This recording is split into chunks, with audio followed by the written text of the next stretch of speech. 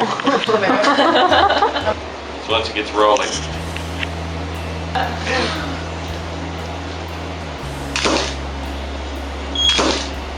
You can just look at me. That's good. Instant sadness.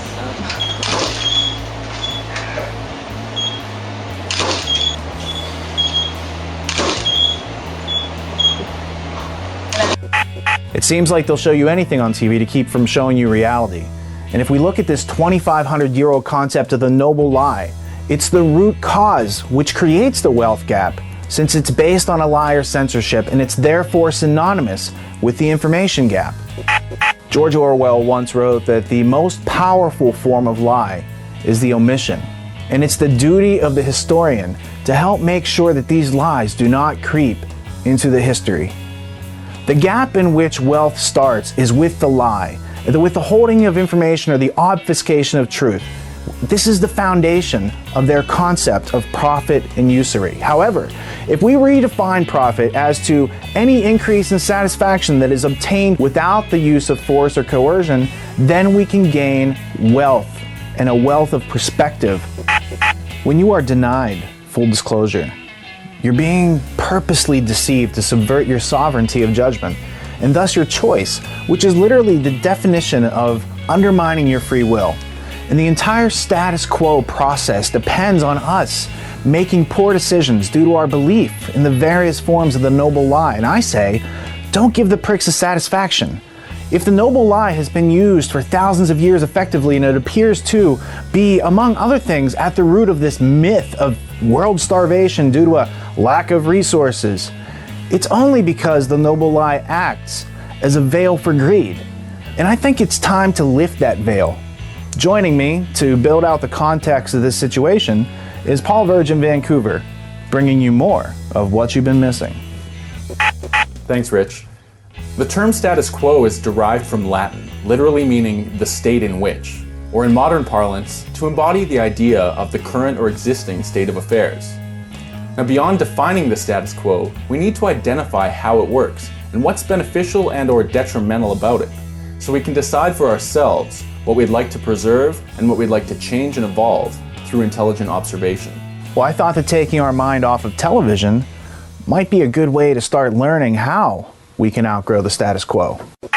Recognizing, for instance, the degeneration of our state of education, we might observe that we've all been systematically dumbed down, literally programmed to make bad decisions. Well, the status quo is a prolific example of our common ground. Did you ever notice that our common ground is being poisoned and wonder why human beings are the only life form to create toxic pollution for profit?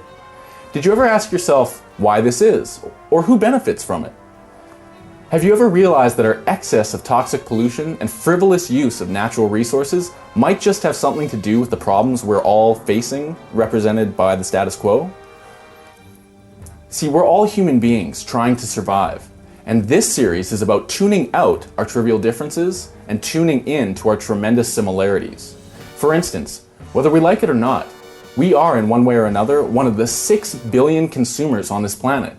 And it's about time that we all recognize that there's a multi-billion-dollar industry specifically designed to exploit consumers by manipulating, deceiving, and conditioning us to outsource our decision-making because it's profitable to them, the controllers of this propaganda. You and I find ourselves in a world with responsibilities for which we are not trained.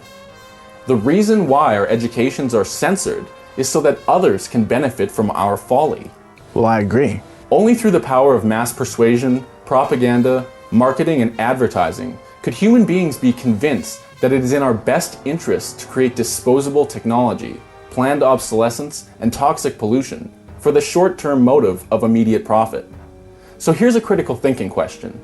If you realize that our present-day status quo was in direct conflict with the needs for human survival, what would you do to learn to outgrow the status quo? Well, I'd take a few steps toward reprioritizing my time, like this.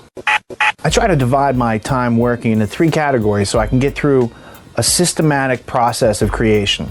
I invest 1/3 of my time into research and study, 1/3 of my time into collaboration with my colleagues, and 1/3 of my time invested into production, which is a form of expression which makes you want to learn more, share more, and do more. So here's an example how you can start to integrate learning into your daily routine. What does Plato's Republic have to say about drugs, if that's not a loaded question? It actually, surprisingly, has quite a few things to say, either directly or indirectly.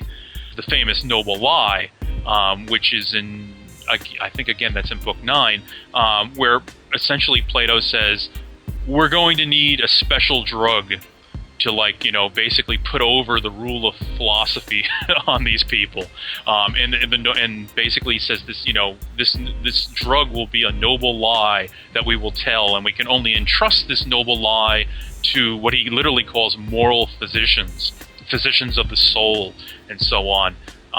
Which again I found very fascinating. I mean, you know, that the crux of justifying philosophic power at its heart is yet another instance of the pharmakon. And that, of course, leads into many of the chapters of my book, because pharmakon is not a word that can be translated in a single way, or even, you know, in the famous, you know, binary remedy poison. In listening to the Gnostic Media podcast a few weeks ago, I noticed something, and then I researched it, whereupon I collaborated with my friends, and now the expression of that process of learning is this pilot episode. So let's get you on in the line and see if we can get some more value out of what you've been missing.